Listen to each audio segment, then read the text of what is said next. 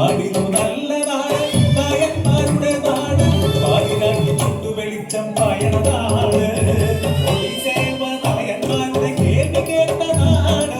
അടിമകൾ പറയാൻ പാർക്കുമി നാട് അല്ലിയാമ്പൽ കണ്ണുള്ള കാറ്റും പെണ്ണ് കുശിലുള്ള മാരനുണ്ട് കോരിച്ചക്കൻ വലിയ നായർ തറവാട്ടിൽ എളിയ സന്താനം യേശുവിനാശയായി കാക്കും